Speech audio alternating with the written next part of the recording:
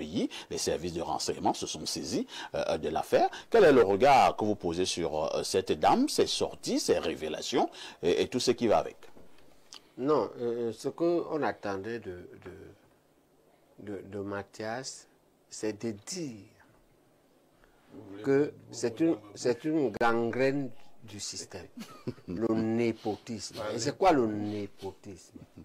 C'est-à-dire des nominations arbitraires basées sur le cercle de relations et d'amitié et non sur une étude rationnelle des ressources humaines qui peuvent rendre l'appareil de l'État rentable. C'est-à-dire qu'on nomme, je demande, est-ce que, Mathias, tu penses que tu as les critères objectifs pour être recteur là où tu es ou vice-recteur par rapport à tes collègues, beaucoup de tes collègues, ou même la moitié de tes collègues? Le système est faux. Je ne dis pas que tu ne mérites pas.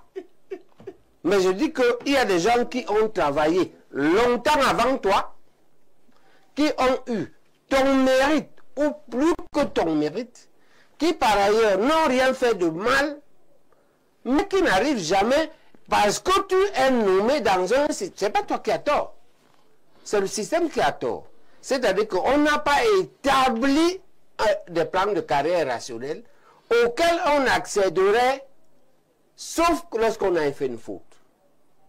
On retrouve donc des élèves qui sont au-dessus.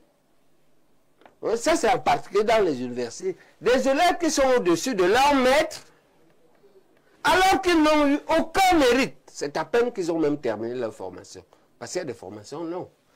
D'accord, oui. Ce pays est comme ça. On a des recteurs zozo, on a des vice-recteurs bidons. C'est ça que il appelait ici que je l'ai des... Pour le cas du Cameroun, est-ce qu'on peut facilement le prouver? Non. Il y a ça. Donc, du coup, ce népotisme-là n'est pas seulement un problème moral. D'accord? C'est un problème qui impacte sur les résultats du régime. Très bien. 43%. C'est pour ça qu'on retrouve donc la corruption est rampante. C'est pour ça qu'on retrouve les mauvais résultats. C'est pourquoi on retrouve un pays à terre. Donc Mathias ne peut pas raser ça. C'est un des problèmes fondamentaux du système.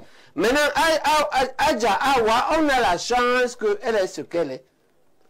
Mais, comme elle n'a pas de frein, elle se met à cracher le feu. Ils sont contents parce que c'est contre eux. Alors, professeur, est-ce qu'on doit l'interpeller? Madame Awadja, on devra l'interpeller? Parce qu'on doit l'interpeller pour l'écouter. Mais ça s'arrête là. Ah bon? Oui. On ne la met pas en prison? Non, ça s'arrête là. Pour qu'on vérifie. Et on la rééduque. Parce qu'elle a la circonstance atténuante, comme disait, comment le type qui disait le 6 avril, Maïkano, du confort intellectuel. D'accord? C'est d'ailleurs pourquoi elle parlait, elle n'écrit pas, c'est parce qu'elle sait écrire. Elle n'a pas l'air de savoir elle n'en sait écrire. rien. Merci, hein. Ça, c'est pas dans une prison qu'on devait mettre cette dame, c'est plutôt dans un centre psychiatrique, parce que j'ai plutôt l'impression que... D'accord. Il faut l'aider. C'est une des... Mais le problème de fond, c'est la refondation du pays dans le chapitre de sélection des ressources humaines qui accèdent à la gouvernance. Ça ne doit pas être opaque, Mathias. Tu ne dois pas être là-bas parce que tu es le fils de Owona. Non! Et moi, j'ai vu un malade qui c'est un fils d'un Nchama qui était malheureux parce que lui, il est sûr de la qualité de sa formation. On lui dit que ça ne compte pas. Ce qui compte, c'est que tu es un Nchama. Il déprimait. Je ne sais pas ce qu'il est devenu. C'est compris, professeur Baïbek. D'accord. C'est ça le fond. Oui, on l'a compris. Le problème ici, le problème de fond, c'est le népotisme. On a compris. Vous il ne l'avez faut dit. pas raser ça comme ça. Vous l'avez déjà dit. Et Mathias veut donc justement... Et ça salit ce qu'il mérite. Allons-y, professeur Wanangeli. Oui, je pense que nous devons être sérieux. Il faut aborder les problématiques avec hauteur et non prendre les problématiques pour en faire le lieu d'expression de ses frustrations personnelles. Ça, c'est la première chose. Deuxième chose, il faut bien distinguer la logique de la nomination administrative et puis les logiques de promotion académique. ce ne sont pas les mêmes circuits. Bien entendu, les circuits ne sont pas étanches les uns vis-à-vis des autres. Hein? Ça veut dire qu'il y a bien connexion sur certains points. Mais je crois que nous devons aussi être courtois. Parce que ce que le professeur Baebek vient de faire, ce n'est pas sérieux du tout. Ce n'est pas sérieux du tout, mais je ne le suivrai pas dans la provocation. Il peut donner son avis, mais il n'a pas à m'imposer de dire ce que lui veut dire. Voilà ce que j'avais à ajouter. C'est compris, professeur Wanangini. Maintenant, je veux dire à M. Baebek que moi, je ne suis pas d'accord. Je ne suis pas d'accord avec cette espèce de comportement qui voudrait que, quand il est là, qu'il dise à Wanangini qu'il ne doit pas être nommé par-ci, par-là. Je n'accepte pas ça. Pourquoi?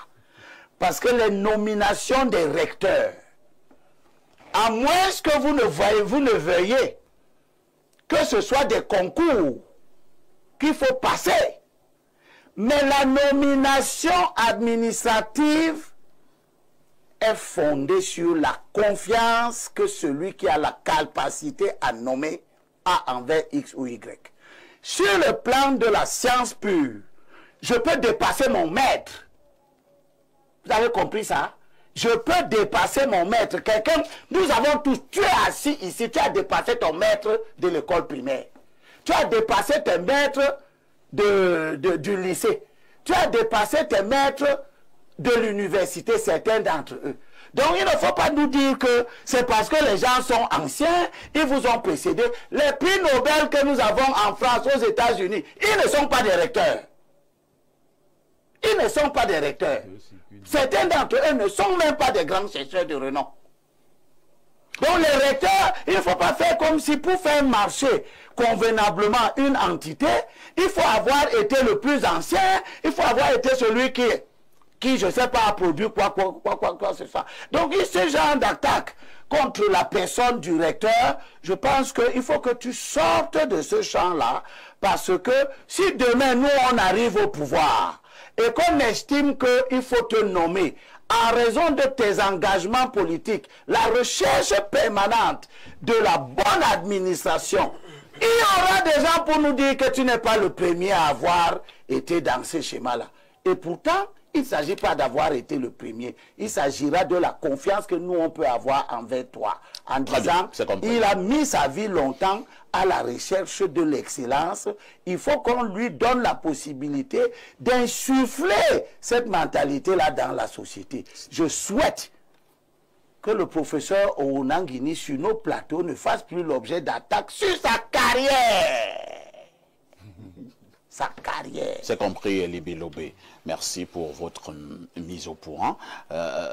Pierre Blériot-Niemek, une dame d'un autre style, hein, fait bouger une bonne partie de la République. Elle s'attaque à tout, aux hautes personnalités. Elle parle de plus en plus des appels à un coup d'État. Est-ce que Awa Adja est une femme finalement dangereuse? Non. Awa Adja n'est pas dangereuse. Elle n'est inquiétante que pour ceux qui ont trafiqué avec elle. Ah bon? Oui.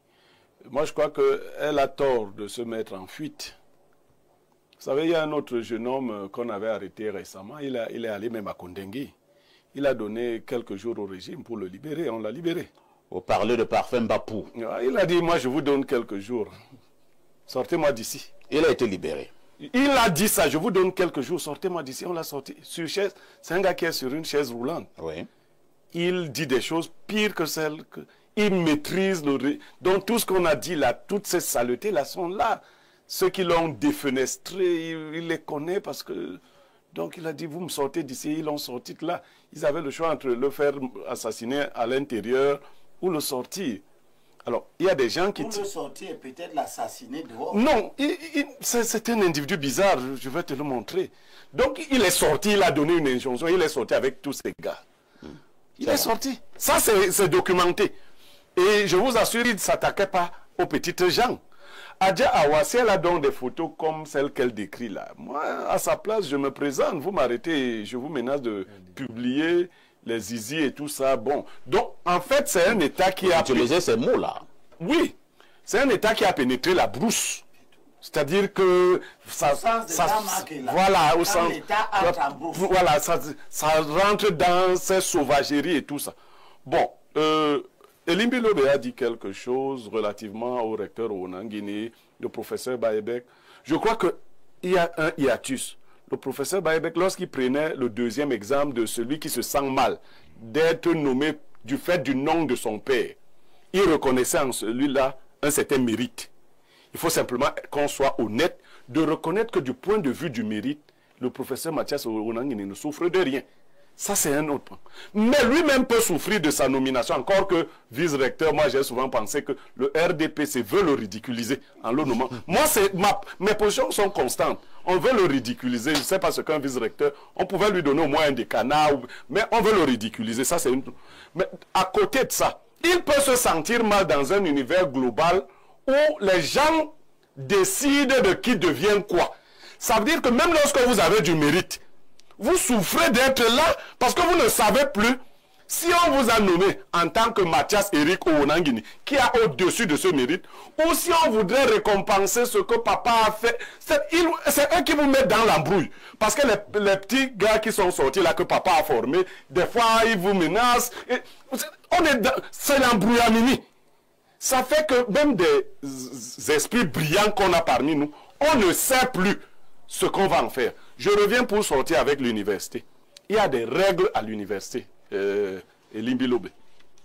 Onangini, lui, répond à ces règles, mais dans d'autres cas, les règles sont violées. Ces règles sont écrites et d'autres sont des us. On ne prend pas dans une université normale les cadets universitaires pour diriger leurs aînés universitaires. On ne devrait pas le faire. Ça empiète au bon fonctionnement de l'université.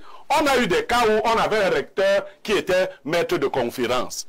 On a eu des doyens qui devaient diriger des professeurs titulaires. Parce que cette instance a une particularité. C'est-à-dire, elle gère l'administration et l'académique.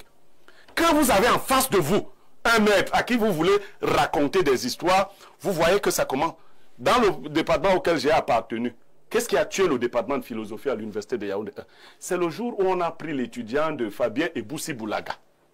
On l'a nommé chef de département philo-psycho. Eboussi est allé sortir les copies de cet étudiant. Il lui a dit, tu n'as jamais eu 5 dans ma discipline. Et tu vas organiser. Et chez nous, ça ne parle. Il lui dit, moi, si tu n'as pas le niveau, il lui dit, l'État peut te donner 10 corps. Il dit, d'accord.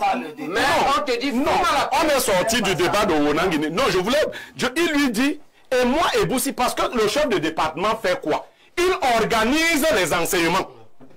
Et la recherche. Et donc, Eboussi lui dit, je ne vais pas citer son nom, il est décédé aujourd'hui. On te met un type qui n'a jamais publié. Et ça a vidé le département de philosophie. Très bien. De tous les grands esprits. J'avoue qu'aujourd'hui, ce n'est pas le débat. Hein. Oui. Lorsque nous l'avons dit, nous allons passer à une véritable problématique qui était inscrite à l'ordre du jour.